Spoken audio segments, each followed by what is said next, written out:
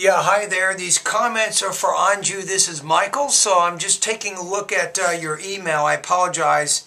I know you sent me a message a couple of days ago, and you probably wonder why I'm dressed like this. It's Halloween here in the United States. So happy Halloween, and I am a pirate. Okay, so your score went up a little bit, but you did go down in some areas, right? So you had a 74 on your TOEFL. Before you took it again, you got 76. You got 10 on the reading, 18 on the listening, 26 on the speaking, nice, and you got 22 on the writing. So you have improved, it looks like, in two areas. Speaking and writing, you're doing a lot better, but you're still not where you need to be with the reading, especially the reading, right? Because you went down 10 points. Now, you're in a big hurry. You say it'll take 10 days to get your results. You need to apply to college before November's end.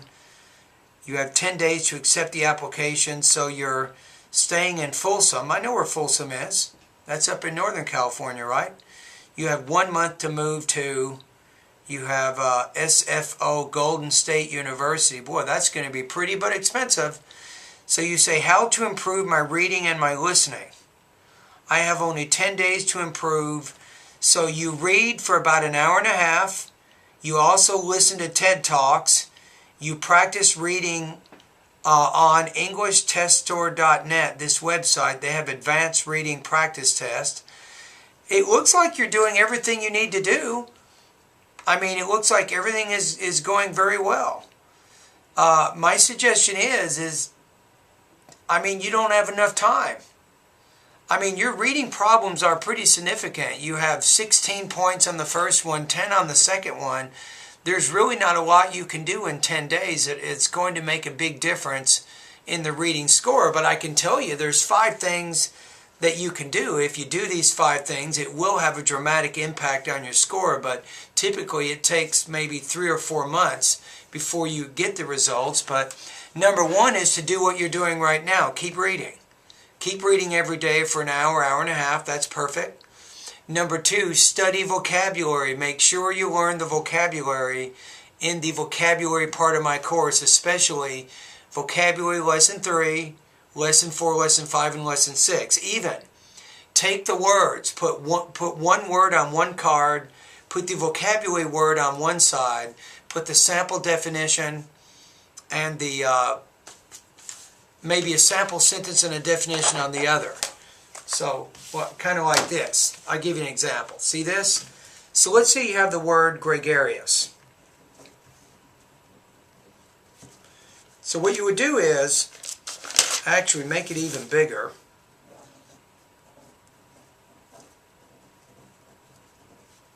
Write it in as big of letters as you can here, like that. So you'll put the word on one side.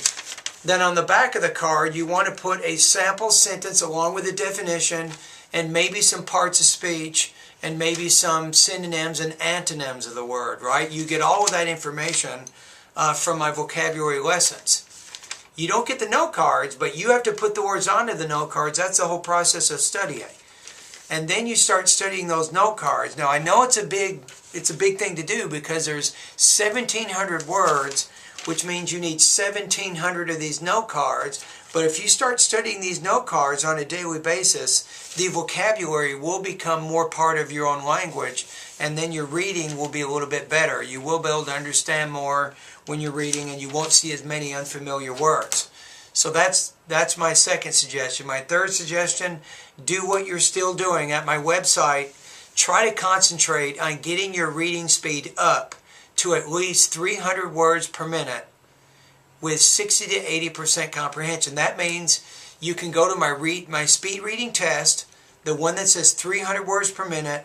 You can watch the video in 1 minute.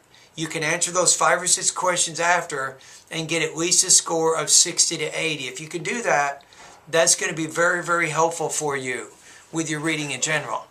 Number 4, I think you're already doing this, but make sure you become familiar with the reading question types and the strategies for answering them. And then you're already doing this. Make sure you take TOEFL level reading practice test.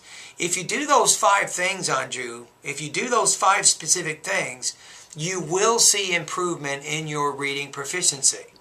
Not in 10 days, but probably in 3 or 4 months after doing these things. You will see some improvements. Unfortunately, you don't have that kind of time, but that's the best advice I can give you there. Now, the same thing with the listening. You need to keep doing what you're doing. TED Talks, I think that's good. When you're doing TED Talks, as you watch the video, write down some notes. Then using your notes, you can write a summary, or you can orally summarize that information. And then you're also practicing your integrated writing and integrated speaking skills as well.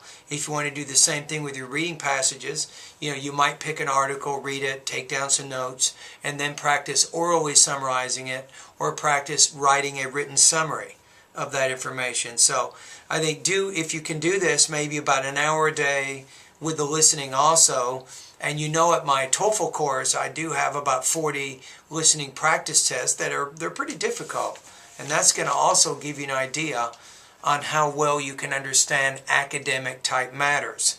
So I think a combination of doing those things also are going to help you with your overall TOEFL scores. So it sounds like you're actually making some progress. The key here is to keep doing what you're doing and keep working, and eventually, maybe not in 10 days, but in 3 or 4 months, if you keep up what you're doing, you will get some significant results in the reading and the listening areas.